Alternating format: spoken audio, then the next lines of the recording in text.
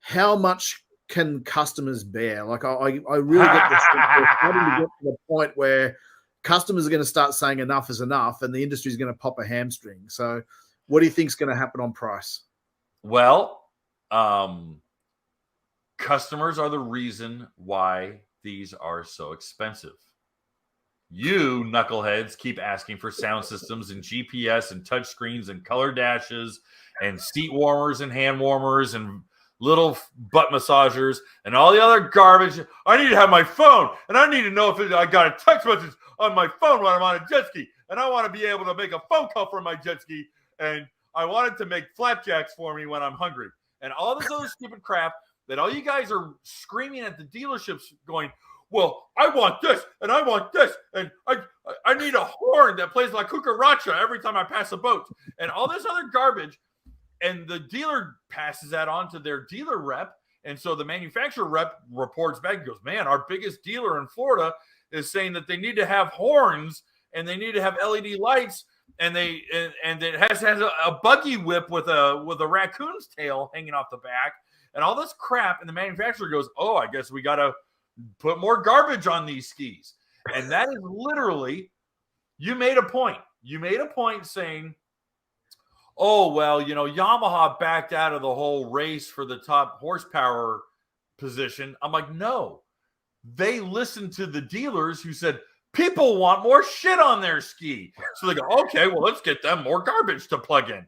So we have LED lights when you open up the glove box, and you can plug it in, and it's got 2 ports, and then you can do a voice text and a voicemail and call in sick on the phone, and then you can touch the screen and all this crap. And it's like, that doesn't come, not to channel everyone's dad, but that doesn't grow on trees.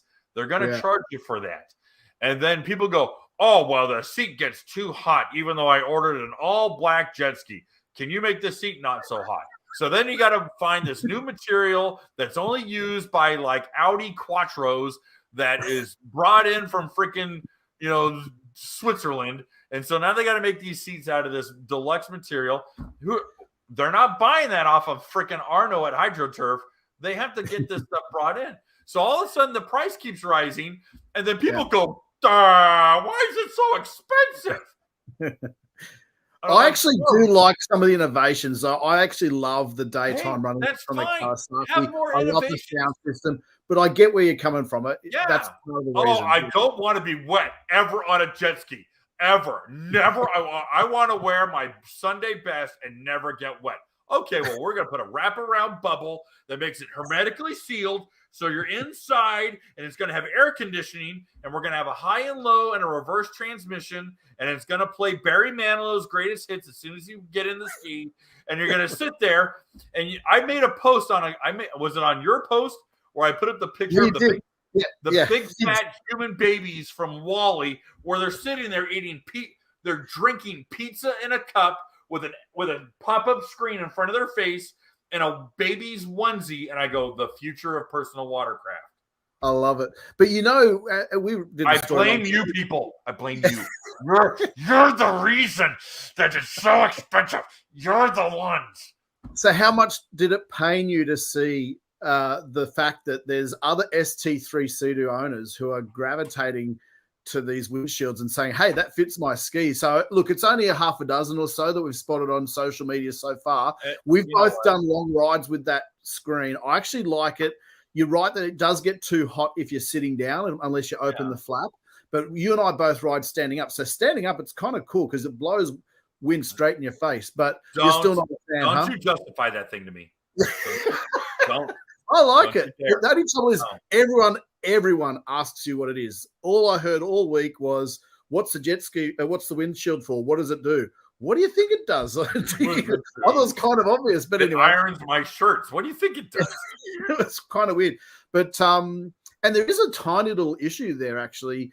It rubs slightly on the shroud for the navigation screen. So I actually put some duct tape on it, which didn't really do much. It wore through that. So I'm sure Sea-Doo will have a fix for that or some kind of rubber. But anyway, I know it's one thing to disagree on. I like what they need to do is they need to take foam pool noodles and put it over every sharp edge over the whole thing. So we have nice, spongy, soft corners because little Jimmy keeps banging his head against things. He's like, Dah! I shouldn't do the voice. I'm sorry. And a fairy floss maker in the club box. Yeah. Oh my gosh. You know what?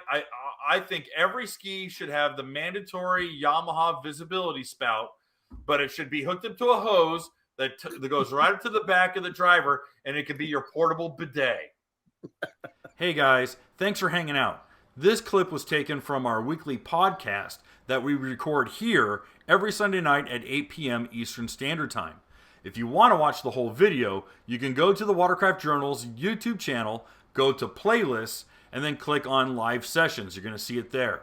Otherwise, go ahead and leave a like, a comment, and definitely subscribe to the channel. It helps us grow. And again, thanks again for watching our videos, and we hope to see you soon.